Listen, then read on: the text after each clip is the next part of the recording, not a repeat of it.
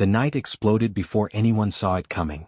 1 second the patrol was trudging through the dust-blown alley, boots crunching gravel under faint moonlight, and the next a thunderous crack ripped through the silence. The blast threw Private First Class Elena Rios backward into a wall, her ears ringing, mouth full of grit, and a metallic taste of blood at the back of her throat. She didn't even realize her rifle had clattered out of her hands until her vision steadied and she saw the weapon a foot away, muzzle buried in dirt. "Contact! Contact!" someone screamed, their voice muffled by the shock in her ears. Shapes darted in the shadows, enemy fighters firing from rooftops, muzzle flashes like angry sparks across the skyline. She blinked hard, adrenaline flushing her system, and forced herself upright despite the ache radiating down her spine. Around her, Marines and soldiers scrambled for cover, some firing back, others dragging their wounded. The air filled with the sharp staccato of rifles, the heavier hammer of a saw, and the distant echo of someone yelling coordinates into a radio. Elena's first instinct was to run for cover behind the burnt husk of an abandoned car, but before she reached it she caught sight of Corporal Davis. He was down, sprawled on the cracked pavement, legs twisted unnaturally. A dark stain spread beneath him.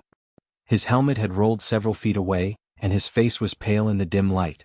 He tried to move but his body betrayed him. "Rios, leave him!" shouted Sergeant Coleman, his voice rough with urgency. "Suppressive fire now." Her hands shook as she snatched her rifle up and ducked behind the car. She fired short bursts toward the muzzle flashes, trying to steady her breathing, but her eyes kept flicking back to Davis. He wasn't moving anymore, only groaning weakly. No one else seemed to notice, everyone was too pinned down. The medic was already with another casualty, and the enemy's fire made it impossible to reach him without drawing attention. Another explosion rocked the ground, dirt and debris raining down. Elena's heart slammed against her ribs. She felt like the entire world had narrowed to two choices: follow orders and keep firing, or go after Davis and risk being cut down in the open. For a second she hesitated, teeth clenched, torn between survival and instinct. Then she cursed under her breath, slung her rifle across her chest, and sprinted into the kill zone. Bullets cracked around her, the whistle of near misses slicing through the air. Her boots skidded on loose gravel as she dropped beside Davis. Up close, his situation was worse than she feared. Shrapnel had torn into his thigh and side, blood pooling fast. His breaths were shallow, his eyes glassy. She pressed her hand hard against the wound, trying to slow the bleeding, but he winced and grabbed her wrist weakly. "Rios, leave me." "Don't be stupid," he whispered, voice fading.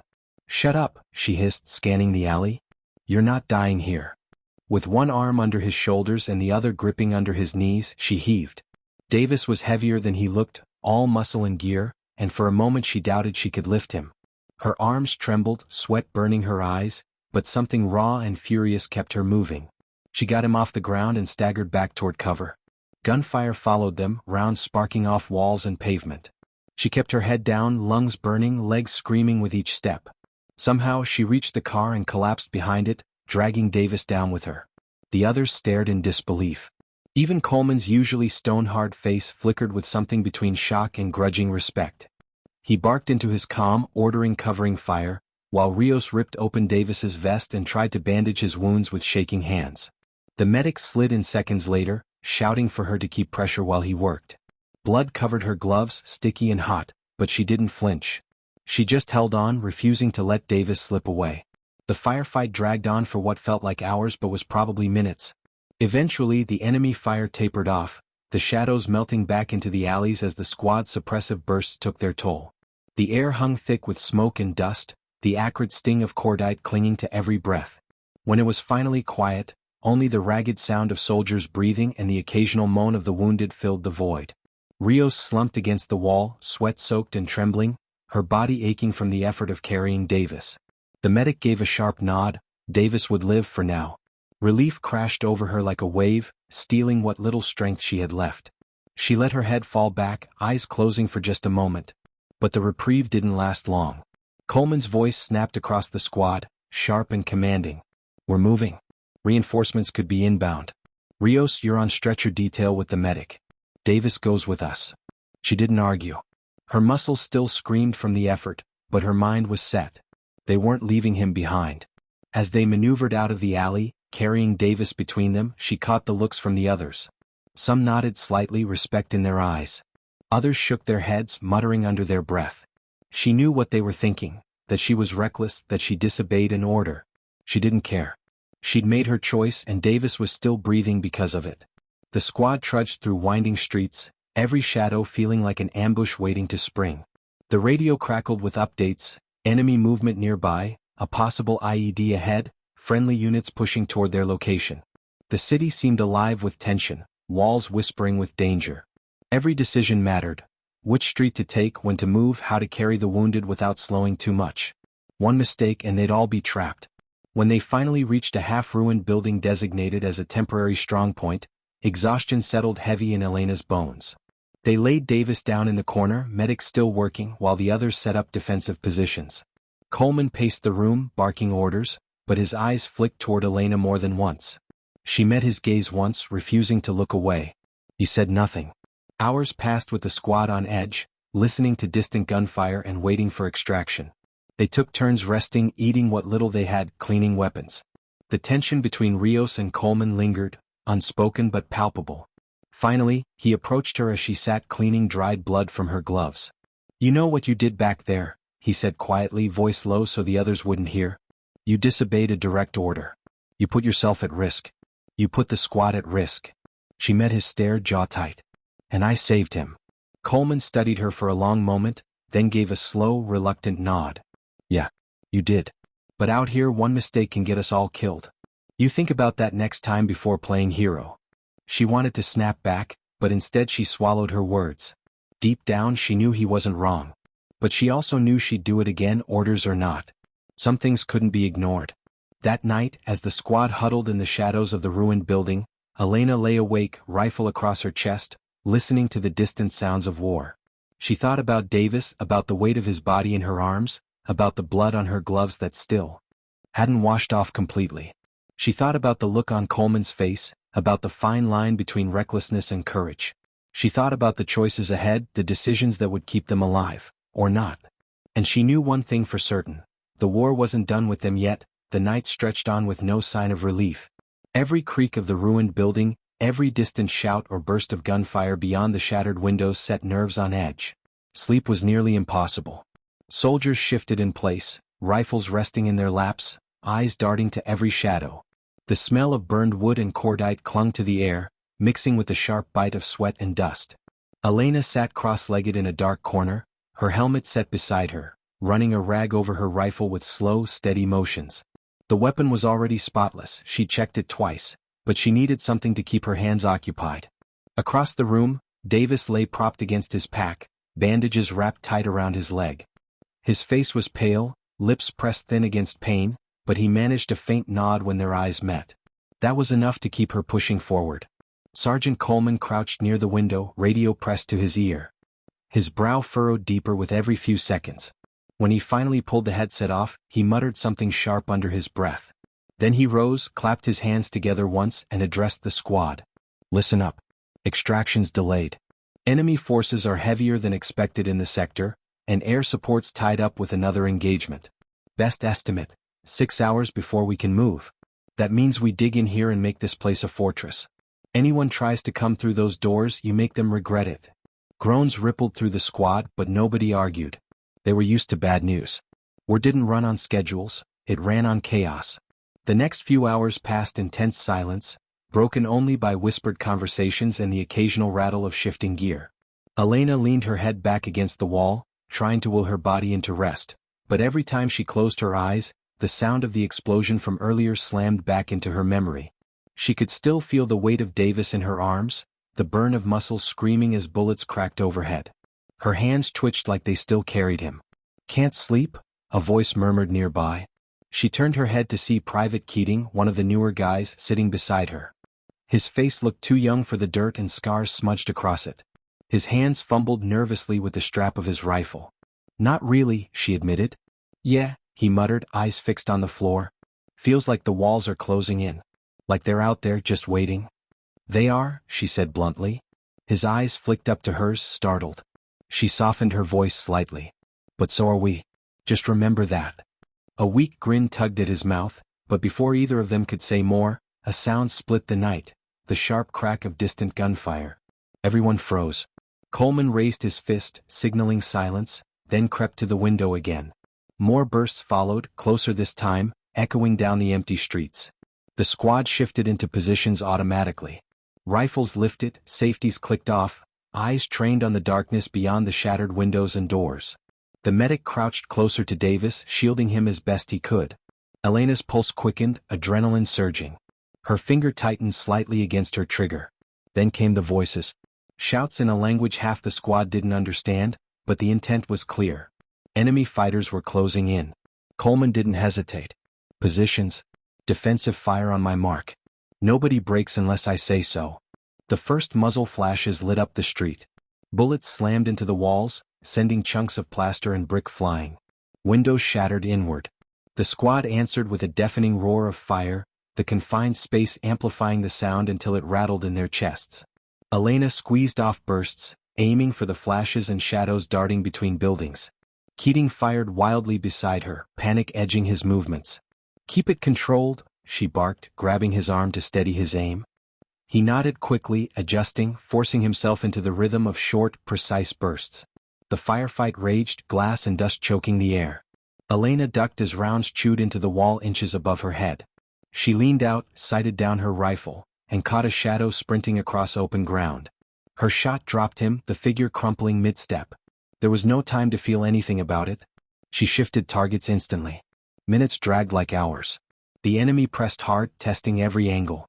Grenades clattered against the outside wall, shaking the floor with muffled blasts. Shouts echoed closer. Elena's heart hammered, sweat running down her spine beneath her vest. She felt her ammo running low, magazines lighter each time she slapped one into place.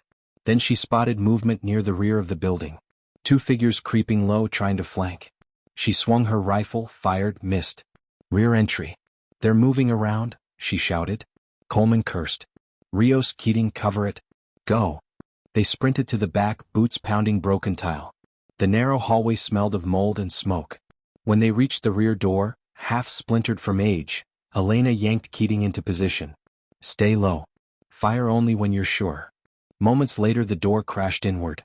The first enemy fighter stumbled through, rifle raised. Elena fired point blank, the shot echoing like thunder. The body dropped in the doorway, blocking the second fighter. Keating fired then, a clean burst, and the man fell backward with a strangled cry. Elena kicked the door shut and dragged debris across it, chest heaving. Keating's face was pale, eyes wide, hands trembling. I got him," he stammered, almost disbelieving. "You did," she said firmly, locking eyes with him. "Now keep it together. We're not done." Back at the main room, the firefight continued. Coleman was everywhere at once, shouting orders, shifting positions, keeping the squad tight. Elena and Keating slipped back into place, rifles barking into the night. The enemy began to fall back at last, shouts fading as their numbers thinned. When the final shots died away, the silence that followed felt heavy, suffocating. The squad stayed frozen for a long moment, weapons still trained outward, waiting for another wave. But none came. Slowly, Coleman signaled all clear. The squad sagged in relief. Elena leaned her head against the wall, chest still heaving, body trembling with adrenaline. Keating sat beside her, wiping sweat from his brow with shaky hands. Coleman surveyed the room. "We held. Casualties. Minor," the medic reported.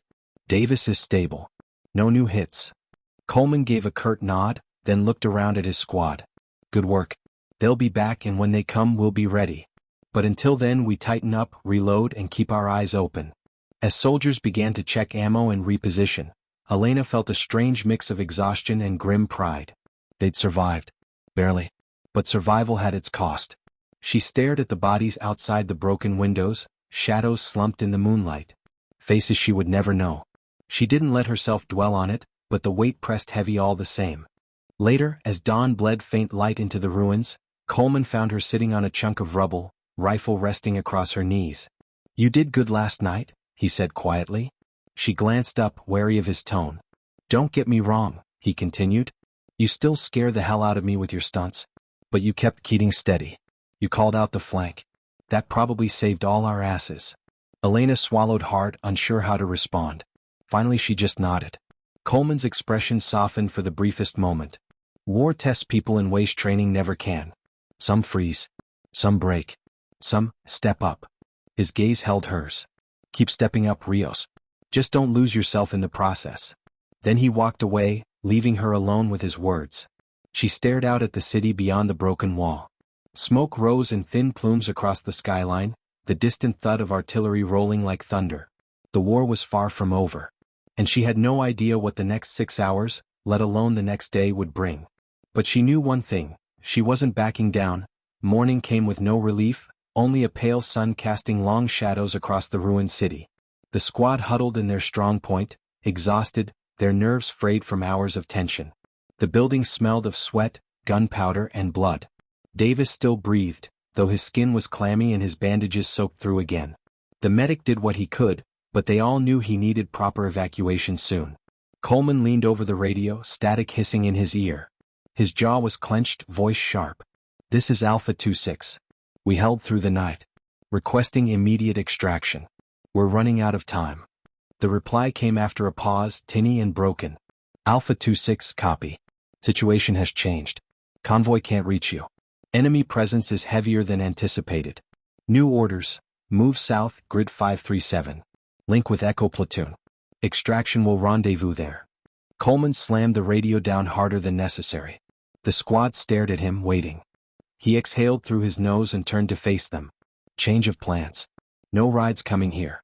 We move south, link up with Echo. It's 3 clicks through contested streets. We'll carry Davis." Murmurs rippled through the squad.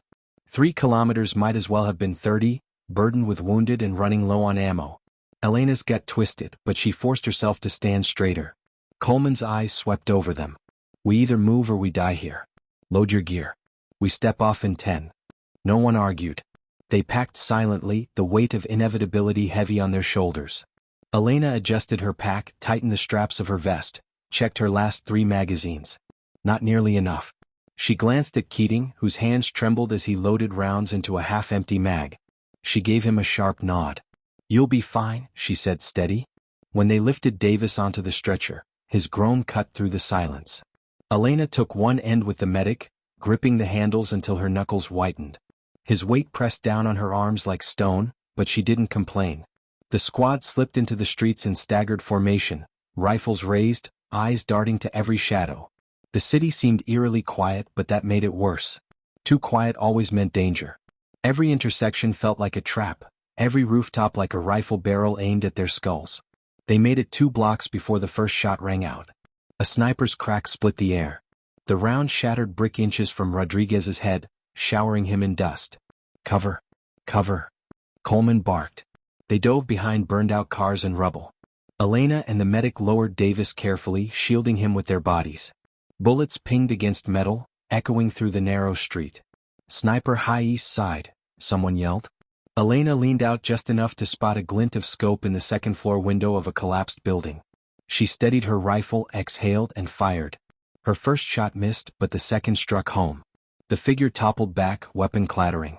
"Clear," she shouted, though her heart hammered like a drum. Coleman wasted no time. "Move. Double time before more show up." They lifted Davis again and pushed forward, sprinting through alleys, ducking under broken walls. Every step felt heavier. Elena's shoulders screamed, sweat soaking her back. She gritted her teeth and kept going. 2 more blocks. Then the ambush came. Figures erupted from side streets, AKs barking, shouts filling the air. Muzzle flashes lit the shadows. The squad scattered for cover, returning fire in a storm of thunder. Elena dropped behind a half-collapsed wall, pulling Davis down beside her. Bullets chipped stone above her head. "Suppress! Suppress!" Coleman roared. The saw opened up, rattling, pouring lead into the attackers. Elena fired in bursts, dropping one fighter who tried to rush their flank. Keating fired beside her, face tight, teeth clenched. But they were pinned. The enemy pressed hard, numbers too high. Rounds ripped into the street, dirt kicking up around them. "We can't hold here," Rodriguez shouted. Coleman's voice cut through. "Smoke out. We push south now." Grenades hissed, filling the street with thick white smoke. Vision vanished, replaced with choking clouds. Elena coughed, eyes stinging, but she grabbed the stretcher and heaved with the medic. Blind, stumbling, they forced their way through the smoke, trusting the squad's fire to cover them. Gunfire still cracked, but more distant now. Shouts faded behind them. They burst from the smoke into another alley, lungs burning. Coleman's voice came hoarse. "Keep moving. Don't stop. They staggered forward, every step a battle. Elena's arms screamed with pain, but she refused to let go. Davis moaned faintly, his head rolling side to side. She tightened her grip. "Stay with us, damn it," she muttered. After what felt like an eternity, they reached a small courtyard littered with rubble. Coleman raised a fist. "Hold here. Ammo check." Everyone called out their counts. Most were down to 1 or 2 mags. The saw gunner had a single belt left. Silence settled over them as the numbers sank in. Coleman's jaw worked. He turned to Elena. "Rios, you're with me. We scout ahead, find a clear path. The rest hold here with Davis." Her stomach clenched. Splitting the squad was dangerous, but she didn't hesitate. "Roger." They slipped through the rubble, moving low, rifles ready. The city groaned around them, buildings scarred and skeletal. The air reeked of smoke. Every corner they cleared was another chance for death.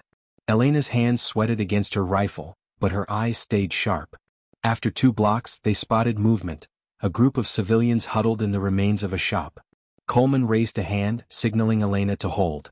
He approached cautiously, weapon low. The civilians looked terrified, clutching children, their eyes wide. One older man stepped forward, speaking rapid words neither of them understood. But his hand gestures were clear: danger ahead, enemy presence. Coleman listened, nodded, then signaled Elena back. "Echo Platoon's position is 2 blocks south, but enemies dug in heavy between us and them. If we push straight, we'll get chewed up." Elena frowned. "So what now?" He looked at her for a long moment. "Options. We try to flank west, longer route, risk running out of time with Davis.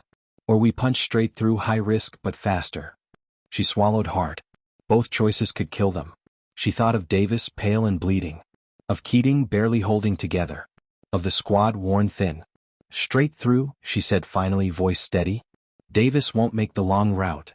Coleman's eyes narrowed, studying her. Then he nodded once. "All right. But if this goes to hell, it's on both of us." They returned to the squad, laid out the plan. Tension rippled through the group, but no one objected. They all knew time was running out.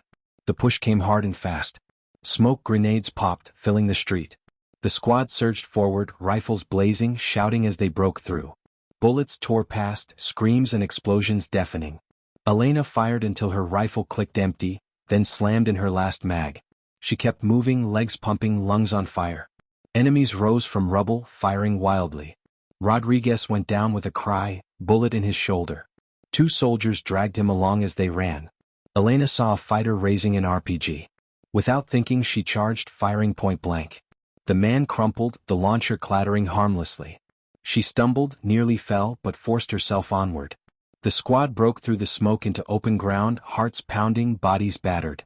Ahead, friendly shouts rang out. Figures in matching uniforms appeared, weapons raised, then lowered. Echo Platoon. Relief crashed over Elena like a wave. They'd made it. But the cost was heavy. Rodriguez bled badly. Davis was barely conscious. The squad was down to scraps of ammo, their bodies bruised and burned. As Echo pulled them into safety, medics rushing to take Davis and Rodriguez, Elena collapsed to her knees, chest heaving, vision blurred. Coleman stood over her, face grim but steady. "You chose straight through," he said quietly. She looked up, throat dry. "And we made it." His eyes lingered on her a long moment. Then he nodded, almost imperceptibly. "Yeah, we did." But even as relief spread through the squad, Elena felt the weight of something unfinished. The war wasn't done with them. Not by a long shot. And in her gut, she knew the hardest choices were still ahead. The first thing Elena noticed after linking up with Echo Platoon was the sheer size of them.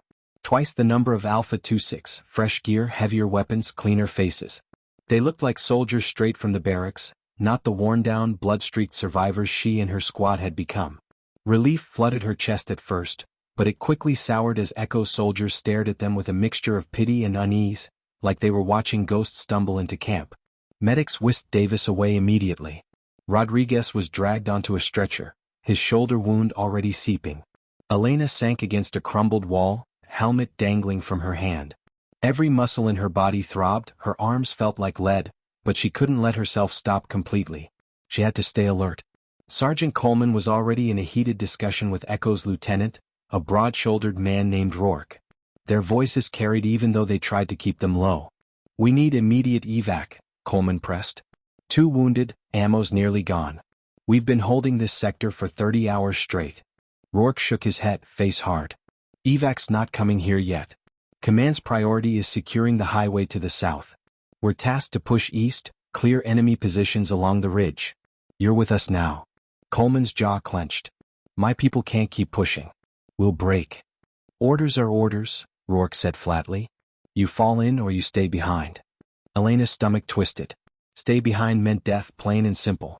She pushed herself up, staggering over to where the two sergeants squared off. What about Davis? She asked, voice raw. Evac will pick him up when they can, Rourke said without looking at her. He's not priority. Her fists curled. Not priority. She remembered the weight of Davis in her arms, the blood soaking her gloves, the way his voice cracked when he told her to leave him. She wanted to scream, to throw Rourke against the wall and make him understand, but Coleman's eyes met hers, sharp and warning. Don't. She bit down hard on the inside of her cheek, tasting blood, and stepped back. Within an hour, Alpha 26 was folded into Echo Platoon. They rearmed as best they could. Rourke's men passed out extra mags, a few grenades, canteens of water, but the disparity was obvious. Echo was fresh. Alpha was broken. Elena saw it in Keating's eyes, the way his hands still shook when he reloaded. She saw it in Rodriguez, pale and sweating, muttering curses under his breath. She saw it in herself, every nerve strung tight. When the order came to move east, no one protested. Survival meant following Echo's lead. The march was punishing. The sun climbed higher, turning the city into an oven. Streets shimmered with heat, the air thick with dust. They moved block by block, weapons up, every step deliberate. Echo's soldiers joked quietly among themselves, confident, but Alpha stayed silent. The contrast was stark. Elena fell in beside Keating. His eyes darted constantly, rifle trembling slightly in his grip. You're all right, she whispered, keeping her tone steady. I'm not, he muttered. I can't stop hearing them. The ones we shot. The ones screaming in the smoke. She tightened her jaw. You keep moving. You keep fighting. That's how you deal with it. Later, maybe you deal with the rest. But right now it's about the next step. He looked at her like he wanted to believe, but doubt lingered. She put a hand on his shoulder briefly, then moved ahead. By midday they reached the ridge, jagged stone rising over the city's edge, pocked with ruins and caves. Rourke gathered the squads, spreading a map over a cracked hood of an abandoned vehicle. Intel says enemies dug in along the ridge line. Mortar teams may be a command post. If we clear them, highways open for supply convoys.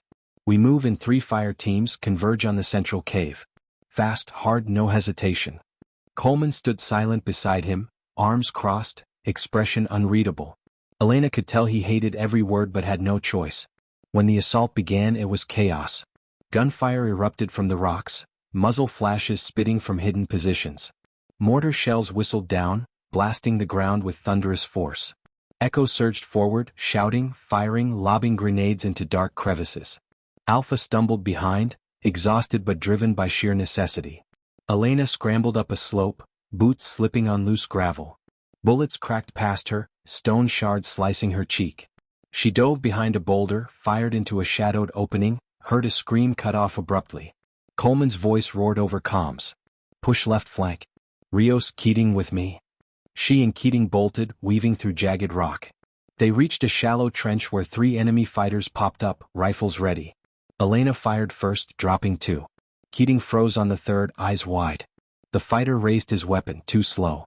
Elena lunged forward, slamming her rifle but into the man's jaw, then fired point blank. She turned, grabbed Keating's vest. You shoot or you die. No in between. Get it together. His head bobbed furiously, sweat flying, and he forced himself back into position. The squad pressed deeper. The air grew thick with smoke and grit. Mortar tubes clanged as enemies tried to load under pressure, only to be cut down by suppressive fire. Echo fought like a machine, coordinated and relentless. Alpha bled alongside them, raw and desperate. Elena and Coleman reached the central cave first. The stench of sweat, gunpowder, and something metallic, blood, lots of it, hit instantly. Inside, dim light revealed maps pinned to walls, radios buzzing, crates of ammunition stacked high. A command post. 2 enemy officers scrambled for weapons. Coleman shot one before he could raise his pistol. Elena shot the other through the chest. Silence fell heavy after the echoes died. Coleman moved to the radios, scanning quickly. His expression darkened. They've been coordinating with units beyond the ridge. There's a convoy moving to reinforce them. If it arrives, Echo will be caught here. Elena frowned. We warn Rourke. But when they stepped back outside, Rourke was already there, his men securing the ridge. His face was flushed with triumph. Command post is down. Highway's ours. Good work, Alpha. Coleman shoved the radio log into his chest. Convoy inbound. If we don't pull back, we're the ones getting slaughtered. Rourke scanned the log, jaw tightening, then shoved it back. Orders are to hold the ridge. We dig in, repel the convoy, and prove this sector's locked. That's final. Coleman's fists curled. You'll get everyone killed. Rourke leaned closer, voice low and sharp. You don't give the orders here. Fall in line, Sergeant. Elena stood rigid, heart pounding. She could see it plain. Coleman was right. Holding meant suicide. But defying Echo's command meant insubordination, maybe even charges later. The squad looked to Coleman, then to her. The weight of choice pressed down again, heavier than any rifle. That night, as they fortified the ridge, Elena sat sharpening her knife, her mind spinning. The convoy was coming. If they stayed, they'd face overwhelming firepower. If they tried to slip away, they'd be branded deserters. Coleman crouched beside her, voice low. I'm giving you the truth, Rios. At first light, that convoy hits us. We'll be crushed. But if we move before dawn, cut east through the old pipeline tunnels, we might make it out with half the squad alive. It'll mean disobeying Rourke. It'll mean going against orders. But it might be the only way. Her throat tightened. You're asking me to choose between loyalty and survival. I'm asking you to decide who you trust, command or your gut. She stared out at the horizon, where faint lights already flickered in the distance. The convoy. Death rolling closer with every minute. The choice lay heavy in her chest, heavier than Davis's weight, heavier than every bullet she'd fired. And she knew that whichever path she chose, lives would be lost. The night stretched long and heavy, filled with the echoes of muffled gunfire somewhere beyond the valley and the unsettling silence that followed. The outpost sat in darkness except for the glow of a few dim red bulbs and the low hum of generators, a fragile pocket of life in the middle of a war-torn land. Corporal Jane Harlow sat with her rifle propped against the wall, her helmet set aside, and her eyes fixed on the dirt floor as if it held all the answers she had been chasing. She could still feel the dried sweat on her skin from carrying Sergeant Kane hours earlier, his weight etched into her muscles and her memory. Kane slept in the makeshift infirmary, his breathing steady but shallow. He had insisted on staying awake, trying to joke with her and Alvarez until the morphine dragged him under. She had laughed at his joke about owing him a beer, but the sound felt foreign, almost brittle. Jane's nerves hadn't eased. If anything, the silence made her more aware of the truth. The enemy was preparing, regrouping, and soon they'd be back. Alvarez dropped down beside her with a canteen, his face worn, his eyes red from exhaustion. You should rest, Harlow. You carried half a grown man through gunfire today. Not many could have pulled that off. She shook her head, taking a sip from his canteen before handing it back. If I sleep, I'll just see it all again. Besides, somebody needs to keep an eye on the perimeter. Alvarez sighed, leaning against the wall. You keep this up and you'll burn out before dawn. You think Kane would want that? Her jaw tightened. Kane almost died because I hesitated back there. Don't tell me to rest when I damn near got him killed. That's bullshit and you know it, Alvarez shot back, his voice low but sharp. You dragged him out. If it weren't for you, he'd be in a body bag right now. You want to carry the guilt for every bullet fired out here? You won't last a week. Jane didn't reply. She simply stared at the entrance of the bunker, her grip tightening around her knee as if holding herself together. She wasn't sure which was heavier, the weight of Kane's body earlier or the weight of command decisions she hadn't even made yet but knew were coming. The radio crackled to life suddenly, and both soldiers shot to their feet. Alvarez grabbed it and spoke quickly. The voice on the other end came through distorted, but the message was clear. Intelligence had confirmed enemy movement, and it wasn't a small group this time. Dozens, maybe more. Jane felt her stomach knot. She had suspected it, but hearing confirmation made her chest tighten. Alvarez glanced at her grimly. They'll be here before first light. She didn't waste time. Wake everyone. Double the watch. Set up claymores along the ridge. And for God's sake, make sure the comms stay open. We're not getting cut off again. Within minutes, the outpost was alive with motion. Soldiers shuffled to their posts, checking rifles, feeding belts of ammunition into machine guns, setting charges along choke points. Jane moved among them, barking orders, adjusting placement, even cracking a joke or two to lighten the tension. It wasn't much, But a smirk from Alvarez or a quiet chuckle from one of the privates reminded her of the humanity they were clinging to. When she entered the infirmary, Kane was awake, his eyes half-lidded but sharp enough to catch her mood. "So it's true. They're coming." Jane nodded, kneeling beside his cot.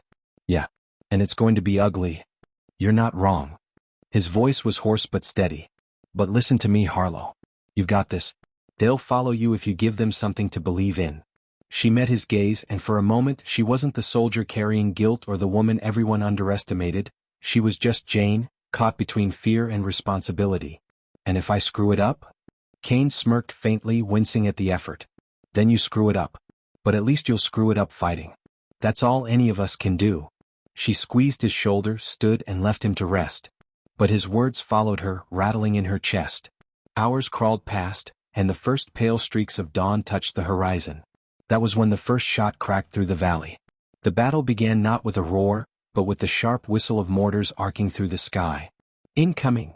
someone shouted, and the ground shook as explosions tore into the ridge. Dirt and debris rained down as soldiers scrambled to cover. Jane threw herself into a trench, the concussive wave knocking the air from her lungs.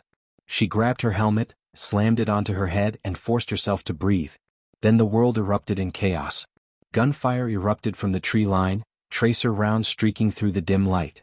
The enemy poured down the ridge in waves, their shouts carried on the wind. Jane popped up from the trench, sighted her rifle, and squeezed the trigger. The first target dropped. Then another. Alvarez fired beside her, the machine gun rattling with relentless fury. "They're pushing hard on the left flank." Jane shouted into her radio, her voice cutting through the cacophony. "All squads, hold your ground. Focus fire left side. Don't let them through." The battle became a blur of noise, light, and movement. Mortars thudded into the earth, grenades burst, screams pierced through the din. Jane moved constantly, directing fire, dragging wounded men back, returning shots with brutal precision. She wasn't just fighting, she was leading. Every decision mattered. Every hesitation could mean another body on the ground. At one point, she rounded the corner of a sandbag wall and nearly collided with a young private, his rifle shaking in his hands, his eyes wide with panic. She grabbed his vest and yanked him down as bullets whizzed overhead. "Breathe, damn it. Aim low and squeeze. You'll hit something. Now move." The kid nodded, gulped air, and followed her instructions, his shots steadier now. Jane didn't have time to reassure him further, but she knew that moment would stick with him. Hours dragged like years. The sun climbed, but the enemy didn't let up. Every wave they cut down seemed to be replaced by another. Jane's rifle grew hot in her hands, her shoulders ached, her ears rang with the endless barrage. But she refused to falter. When a mortar struck dangerously close, collapsing part of the trench, Jane found herself buried up to her waist in dirt. Alvarez was there instantly, dragging her free with a grunt. "You good?" She coughed, spitting out soil, then grabbed her rifle. "I'm still breathing." "That's good enough." They fought side by side, trading curses and quips between bursts of gunfire. It was insane, almost absurd, to laugh while death screamed around them, but that sliver of humor kept them grounded, human. By midday the outpost was battered but still holding. The enemy had slowed, regrouping again in the tree line. Jane leaned against the trench wall, chest heaving, sweat streaming down her face. She could feel the exhaustion pulling at her, but she shoved it aside. Then came the silence. Not victory, not relief, just a pause. The kind that made every soldier's skin crawl. "Something's wrong," Alvarez muttered. Jane narrowed her eyes at the tree line. "They're planning something. They're not done yet." And she was right. A sudden roar rose from the forest, louder than before, and a massive wave of fighters surged forward, more organized, more determined. This wasn't just a test anymore. This was the real push. "Positions." Jane screamed, her voice raw. "Hold the line or we're dead." The final assault had begun. The second wave hit like a hammer, a wall of bodies and gunfire crashing against the battered defenses of the outpost. Jane felt the tremor of boots pounding through the earth as the enemy came in numbers greater than she had dared imagine. For one breathless second, the line almost broke. Not because they lacked courage, but because no human being could look at that surge of fighters and not feel their heart falter. She forced herself to the parapet, raised her rifle, and fired into the mass. Her rounds tore through the lead attackers, but more filled their place. She didn't stop to count kills. She didn't stop to think. Her job was to keep firing, to keep moving, to keep the line from folding. If she hesitated, everyone here would be swallowed whole. Alvarez shouted over the thunder of machine gun fire. "They've got heavier weapons now, RPGs." The words barely left his mouth before a rocket slammed into a sandbag wall nearby, throwing 2 soldiers into the air. Jane's ears rang, her vision blurred from the blast. She blinked dirt and blood from her eyes, shoved herself up and scrambled toward the wounded. One was already gone, his body limp and twisted. The other gasped for air, clutching his shredded leg.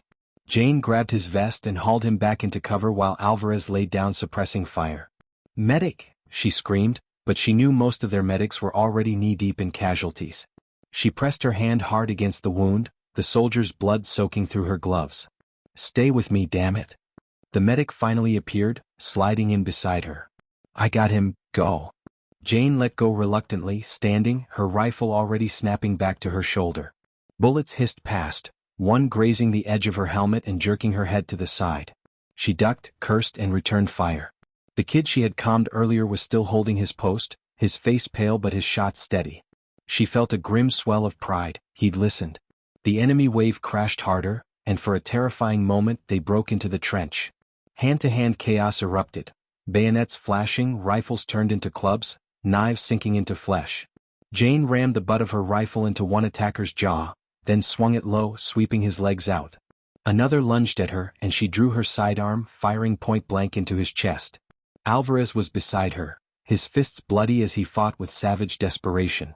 "We're losing ground." Jane's voice cut through the madness. "Fall back to secondary defense line, now." It was a gamble, giving up ground, but she knew the first line wouldn't hold much longer. They had dug fallback positions for this exact reason.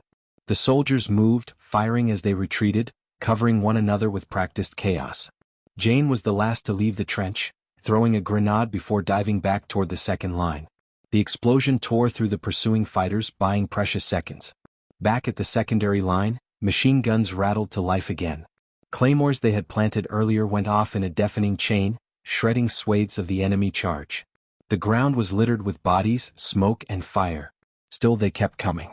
"Jesus," Alvarez muttered, his voice ragged. "How many of them are there?" Jane didn't answer. Her arms burned from the recoil of her weapon, her lungs screamed with each breath, but she refused to stop. She kept shouting orders, kept her people moving, shifting, holding. Every decision she made was paid for in blood. She could feel the weight of it pressing on her chest, but she couldn't let it crush her. Hours passed like seconds, like centuries. The battle became timeless, just noise, blood, smoke, and fire. At one point, a group of enemy fighters broke through the far flank, threatening to overrun the infirmary where Kane lay. Jane spotted them and didn't hesitate. She sprinted, weaving through gunfire, emptying her rifle into their ranks.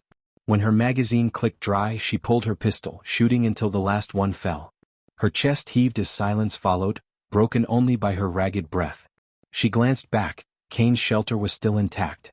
Relief flooded her veins, bitter and fleeting. The sun dragged across the sky, shadows stretching long.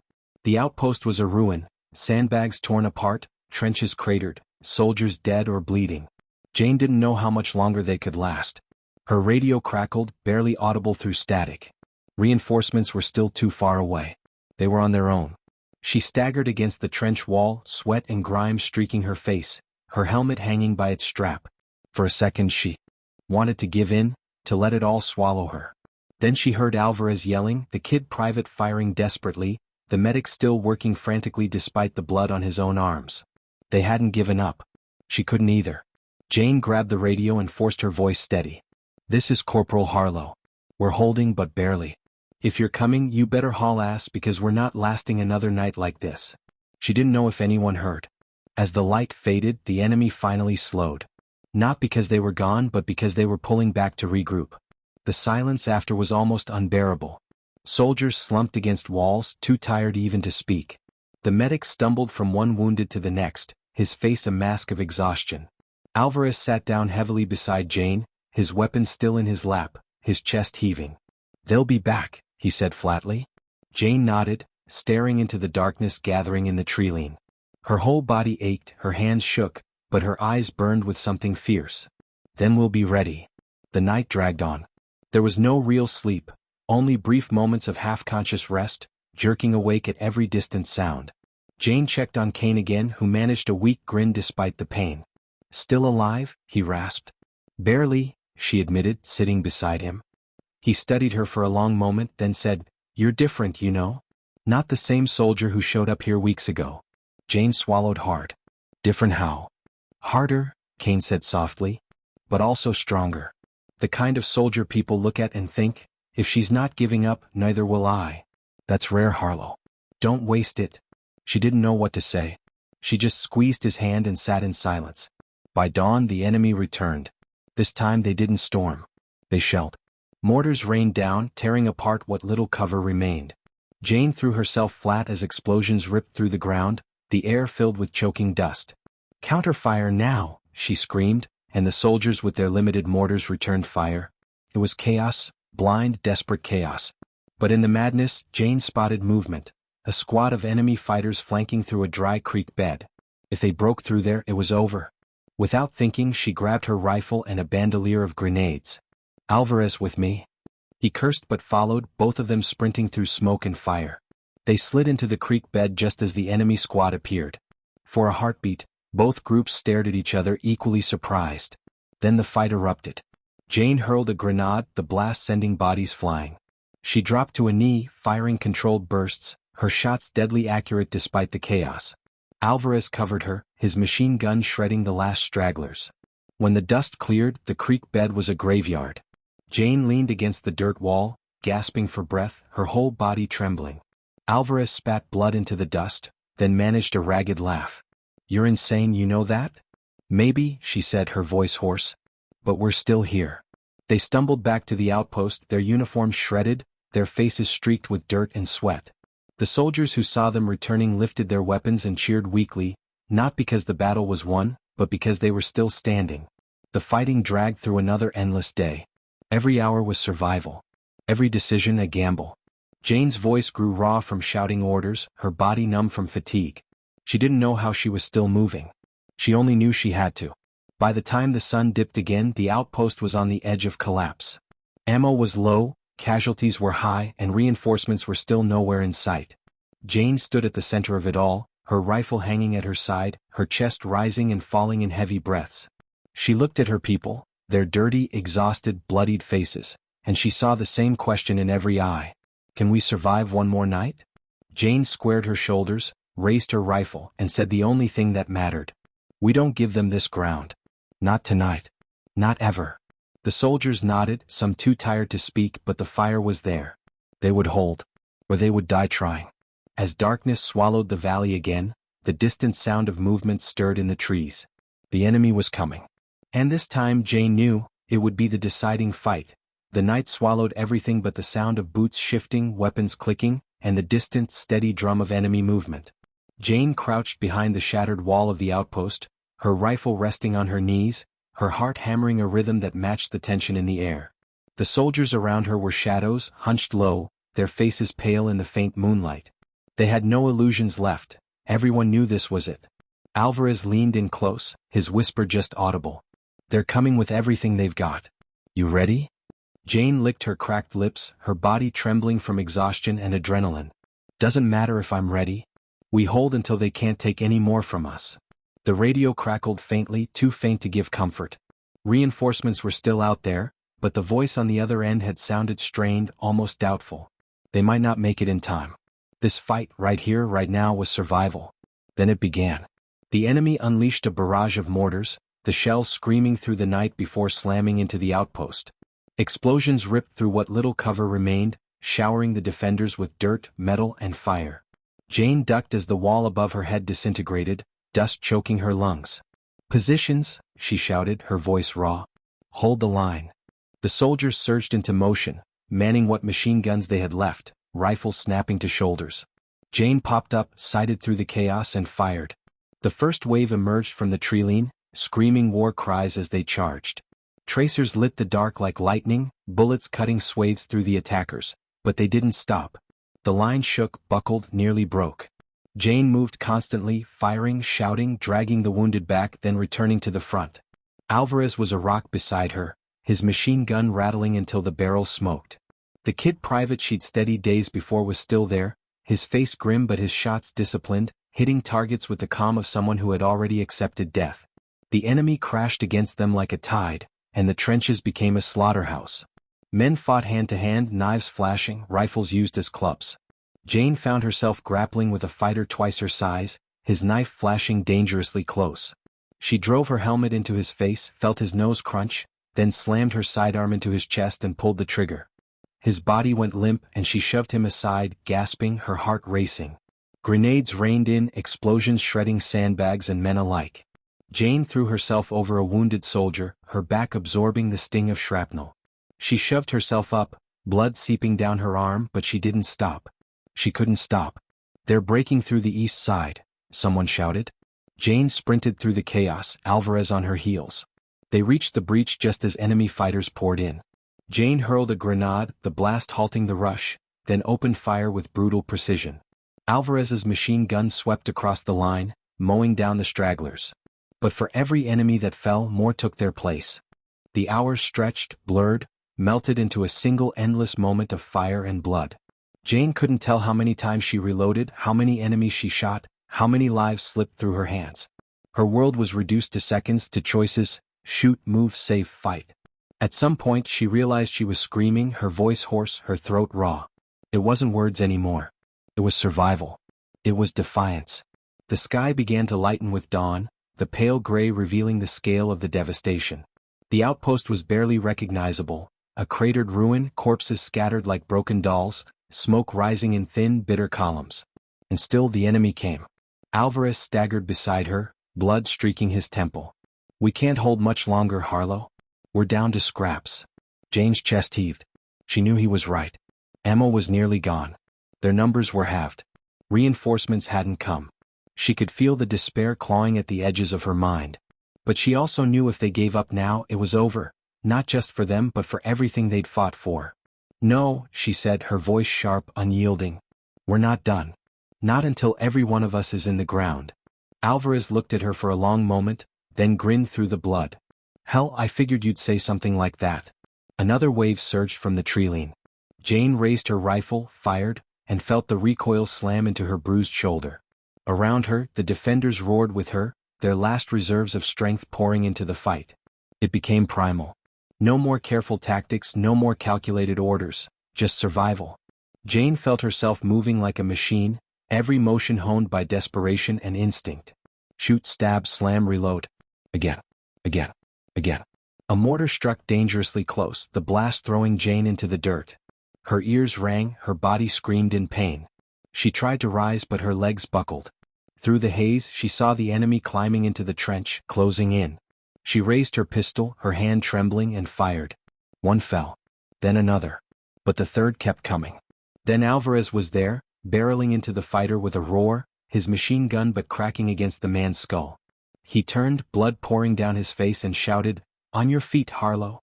This isn't where we fall." Jane forced herself up, every muscle screaming, and together they fought on. The sun broke the horizon, casting the battlefield in harsh, unforgiving light. The enemy, too, seemed drained, their attacks slower, their numbers finally thinning. For the first time in hours, Jane felt a flicker of something she barely recognized: hope. Then, faint at first, the rumble came. Engines. Helicopters. Artillery. Reinforcements. Jane blinked through the smoke, hardly daring to believe it. But then she saw them. American vehicles cresting the ridge, helicopters slicing through the sky, artillery pounding into the enemy lines. The ground shook with the fury of it, and the enemy began to falter, their once relentless wave breaking under the hammer of reinforcements. Cheers erupted from the surviving defenders, their voices ragged but fierce. Jane stood atop the ruined trench, her rifle raised, firing one last burst as the enemy broke and scattered, retreating into the treeline. It was over. Silence fell, thick and heavy. The reinforcements poured into the outpost, medics rushing to the wounded, soldiers securing the perimeter. Jane stood in the middle of it all, her body swaying, her rifle hanging limp in her hand. She could barely feel her legs, barely hear through the ringing in her ears. Alvarez stumbled up beside her, his grin weary but real. "Told you we'd make it." Jane managed a faint smile, though tears burned her eyes. "Barely." She turned, scanning the wreckage, the faces of the survivors, the broken bodies of the fallen. Her chest ached, not just from exhaustion but from the weight of what they'd endured. They had held. They had fought. They had survived. But the cost was carved into the ground, into their souls. She moved to the infirmary where Kane lay. He looked up at her with tired eyes, a weak grin tugging at his lips. Still alive, huh? Jane nodded, kneeling beside him. Still alive. Didn't think you had it in you, he rasped. But I should have known better. Her throat tightened, but she forced herself to meet his gaze. We didn't win because of me. We won because of all of us. Kane's grin widened faintly. That's why you're the one they'll remember. Jane didn't answer. She just sat there, Kane's words settling in her chest like a weight she wasn't sure she wanted. She had fought, she had led, she had survived, but at what cost? As the reinforcements secured the outpost, the survivors were gathered for evacuation. Jane stood at the edge of the battlefield, staring at the tree-line where the enemy had vanished. She couldn't shake the feeling that it wasn't over, that somewhere out there they were regrouping, waiting. She slung her rifle over her shoulder, her body trembling with exhaustion, her mind heavy with questions. The battle was over, but the war was far from done. Alvarez walked up beside her, his arm in a sling, his face bruised but still wearing that crooked grin. You coming, Harlow? Or are you planning on standing here brooding until the next war starts? Jane glanced at him, then back at the horizon. Just thinking. Dangerous habit, he said with a chuckle. She smiled faintly, but her eyes stayed on the tree-line. The enemy had dismissed her once. They had underestimated her.